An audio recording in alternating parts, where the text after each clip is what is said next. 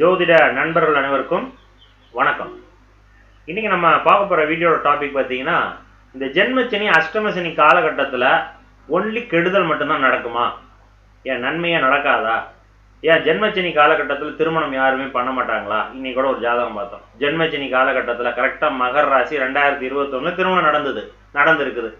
அதே 2021 காலகட்டம் அஷ்டமச்சனியாக மிதுன ராசிக்கு இருக்கும் பட்சத்தில் நம்ம ஒருத்தருக்கு சொன்னோம், அதுவும் நம்ம வீடியோ போட்டிருந்தோம், ஒருவருக்கு டபுள் ப்ரொமோஷன்ஸ் கிடைக்கக்கூடிய காலகட்டம் அப்படின்னு சொன்னோம். அதே மாதிரி நடந்தது. அதே போல் மிதுன ராசி மீன லக்னம் சுக்கர தசாபுத்தி போணுச்சு. அப்போ மிதுன ராசிக்கு அஷ்டமச்சனி அதே 2021. அப்போ அவருக்கு பிடிச்ச மாதிரி திருமணம் நடக்கும்னு சொன்னோம். ஸோ நடந்தது. அப்போ எல்லாரும் ஜோதிடத்தில் விதி ஜென்மச்சனி காலகட்டமாக ஜோசியத்துக்கு ஜாதகத்தில் போதா, ஜென்மச்சனி 7.5 சனி போதா, வேணாம்ப்பா திருமணத்தை ஓரமாக வைப்பா, வேணாம்ப்பா தொடாதப்பா, இப்போ ஒரு பிஸ்னஸ் ஸ்டார்ட் பண்ண போறியா, இப்போ ஏன் பண்ணக்கூடாதியா, நஷ்டம் கொடுத்துரும் அப்படின்னு சொல்லுவாங்க. அப்போ ஜோதிடத்தில் விதின்னு ஒன்று இருந்துச்சுன்னா விதி விலக்குன்னு இருக்குது. ஜோதிடர்கள் நிறையா வீடியோஸ் அஸ்ட்ராலஜி ரிலேட்டடாக நம்ம போடுறாங்க அப்படின்னா அது ஜென்ரலாக விதி இருக்கக்கூடிய ஜாதகங்களை போட்டு ஒன்றும் பிரயோஜனம். ஆல்ரெடி அது எல்லாமே எல்லாரும் சொல்லிட்டாங்க.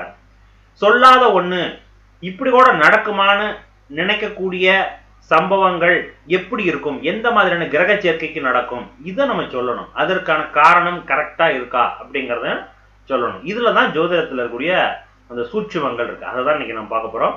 அதே மாதிரி ஒரு அஷ்டமச்சனி காலகட்டம் இப்போ சிம்ம ராசிக்கு வந்துருச்சு. இப்போ சிம்ம ராசிக்கு அஷ்டமச்சனி வரும் காலகட்டத்தில் இந்த நபருக்கு இவர் ஒரு பிஸ்னஸ் ஸ்டார்ட் பண்ணலாமான்னு கேட்குறாரு.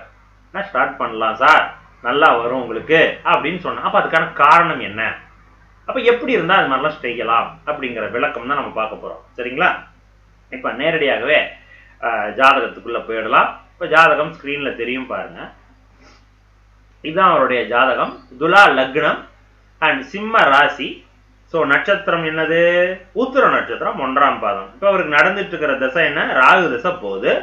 ராகு திசையில இவருக்கு புதனுடைய புத்தி ஆகஸ்ட் மாதம் 2023 அடுத்த வருடம் பிப்ரவரி மாதம் 2026 வரைக்கும் புதன் புத்தி போகுது.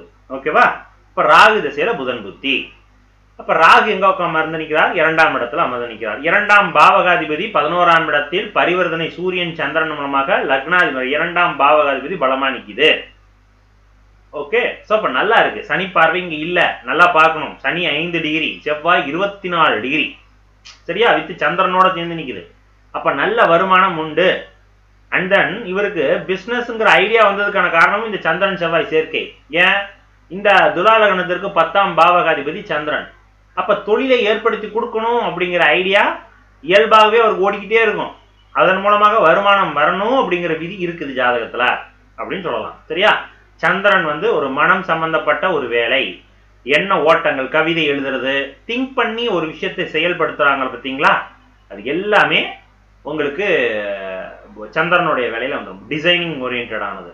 Okay, Chandran with Sukran சேர்ந்துருச்சா technology ஓரியன்டான design, Chandran with புதன் சேர்ந்துருச்சா டைரக்ஷன்ஸ் அல்லது சாஃப்ட்வேர் ரிலேட்டடான டிசைனிங்கு, இதெல்லாம் வரும்.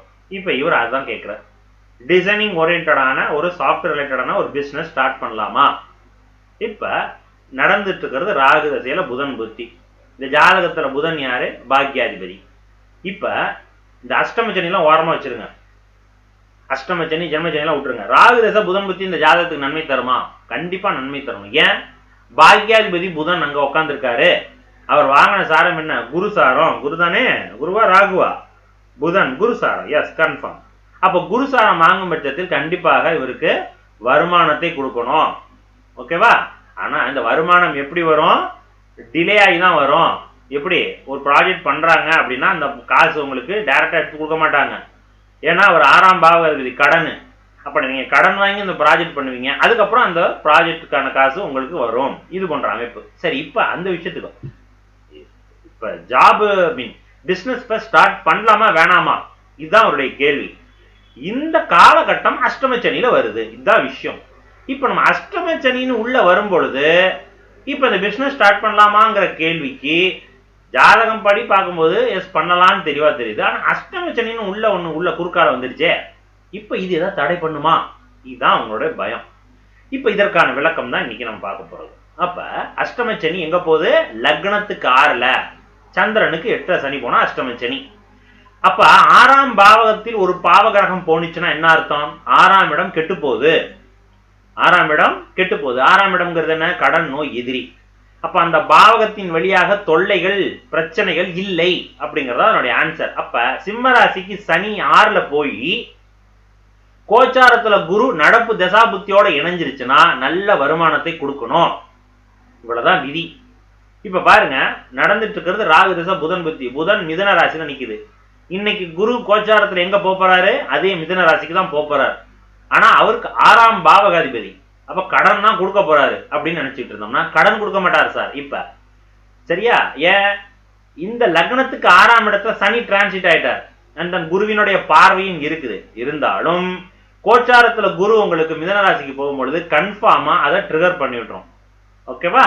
அப்ப என்ன அர்த்தம் உங்களுக்கு? கண்டிப்பாக இந்த புதன் தசை, புதன் புத்தி ஒரு தொழிலை ஸ்டார்ட் பண்ணுவீர்கள். நம்ம எப்பவுமே சொல்லுவோம்ல, தொழில் எப்பப்பெல்லாம் ஸ்டார்ட் பண்ணலாம். ஒருத்தருக்கு 2ஆம் பாவகத்தோட தொடர்பு இருக்குதா, 10ஆம் பாவகத்தோட தொடர்பு இருக்குதா, குருவோட தொடர்பு இருக்குதா, இதெல்லாம் இருந்து ஒரு நடப்பு தசாபுத்தி உங்களுக்கு வந்துச்சுன்னா அன்னைய காலகட்டம் தொழில் செய்யலாம். இவ்வளவுதான் விதி. லக்னாதிபதி பலமா இருந்ததுன்னா நீங்க ஸ்ட்ராங்கா போல்டான ஆளு அப்படின்னு அர்த்தம்.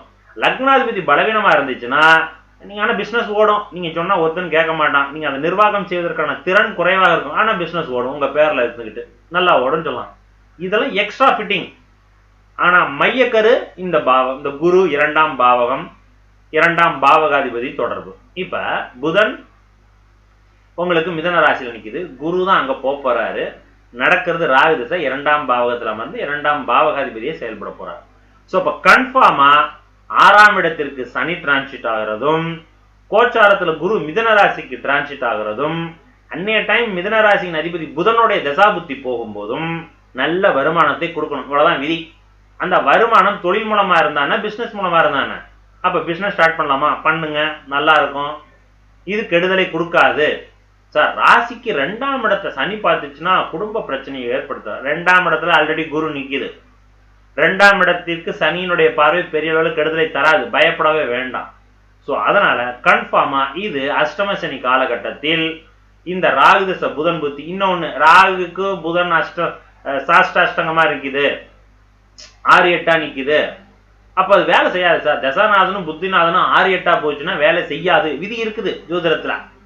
இங்க ராகுக்கு புதன் 8ல தான் மறையுது. ஆனா அவர் ஆட்சி வக்ரமா நிக்கிறாரு. அண்ட் குருவோட நட்சத்திரத்தில் நிக்கிறாரு, பார்டர்ல நிக்கிறார். குருவோட 3ஆவது பாதத்துக்கும் 2ஆம் பாதத்துக்கும் இடையில. இதுவும் ஒரு பலம் தான். வக்ரமானாலும் வக்ர நிவர்த்தி கொஞ்சம் இருக்காங்க. சரியா? அப்படி பார்க்கும் பொழுது இந்த இடத்துல புதன் கண்டிப்பாக நன்மை தருவார். இதுதான் இந்த பாவத் பாவ விதி சொல்லுவோம்ல. ஒரு கிரகம் தன் பாவகத்துக்கு 6-8-12 மறைஞ்சாலும் ஆட்சி உச்சமா நின்னா நன்மை தரும், அந்த பாவக பலனை தரும். அதே விதிதான் இங்கேயும் சொல்றேன். அப்ப தசாநாதனுக்கு புத்திநாதன் 6-8 மறைஞ்சிச்சுன்னா அந்த கிரகத்தினுடைய பலனை தராதுன்னு கிடையாது. ஓகே, அந்த கிரகம் ஆட்சி உச்சமா இருந்துச்சுன்னா அந்த வீட்டினுடைய பலனை தரும். இங்க இடத்துல பலமா தான் இருக்குங்கிறேன். அந்த புதன் புத்தி வருது, குரு டிரான்சிட் ஆகுது, கண்டிப்பாக வருமானத்தை கொடுக்கும். சரியா? இதுக்கு அடுத்தடுத்து இவருக்கு நடக்கக்கூடிய தசா புத்திகள் எல்லாமே இவர் கனெக்ட் ஆகுது. எப்படி? அந்த வருமானத்தோடயே இருக்குது. புதன் புத்தி முடிஞ்சு அடுத்தது கேது சுக்கிரனோட சேர்ந்து நிக்குதா, ராகு கேது கனெக்ஷன் வந்துருச்சா, லக்னாதிபதியோடு காலபுருஷத்துக்கு 2ஆம் வீடு தனது தன பாக்கியத்தை கொடுத்துரும். அடுத்தது சுக்கிரனும் 2ஆம் இடத்துல பலமா நிக்குது, குரு பார்வை எஸ் உண்டு. அடுத்தது சூரியனோட வீட்டுல தான் 2ஆம் பாவத்தில் செவ்வாய் நிக்குது, அதுவும் கண்டினியூஸ் ஆகுது. ஸோ அதனால கண்டினியூஸாக இவருக்கு என்னது, அந்த பணவரவு இருந்து கொண்டே இருக்குது. அந்த பணவரவு நீங்க உத்தியோகத்தின் மூலமாக எடுத்துக்கிறீங்களா, தொழில் மூலமா எடுத்துக்கிறீங்களா, அவ்வளவுதான் விதி.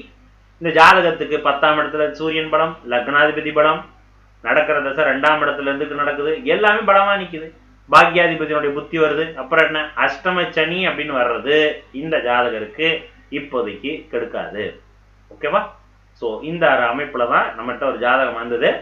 ஸோ அதுக்கு தான் நம்ம எக்ஸ்பிளனேஷன் கொடுத்தோம். கண்டிப்பாக இந்த வீடியோ உங்களுக்கு புரிஞ்சிருக்கும், பிடிச்சிருக்கும்னு நினைக்கிறேன். பிடிச்சிருந்துச்சுன்னா நம்ம சேனலை சப்ஸ்கிரைப் பண்ணிட்டு ஃபாலோ பண்ணிங்க. மேற்கொண்டு வேற ஏதாவது டவுட் இருந்துச்சுன்னா கீழே கமெண்ட் பாக்ஸில் கமெண்ட் பண்ணுங்க. அண்ட் தென் நம்ம அது இல்லைன்னா கூட நீங்கள் புதன்கிழமை நம்ம லைவ் பண்ணுறோம் நம்ம சேனலில். கேள்வி பதில் மட்டும்தான் நமக்கு ஆன்சர், கொஸ்டின் செக்ஷன் ஆன்சர் பண்ணிக்கிட்டு வரோம். இதில் நேரடியாக கொஸ்டின் அண்ட் ஆன்சர் நம்ம ஆன்சர் பண்றோம். அதனால அதுல கலந்து கொண்டு உங்களுடைய கேள்வியை நேரடியாக கேட்டு ஆன்சர் தெரிஞ்சுக்கலாம். சரிங்களா? ரைட். ஸோ மீண்டும் இன்னும் ஒரு நல்ல ஒரு வீடியோவை சந்திக்கலாம். நன்றி, வணக்கம்.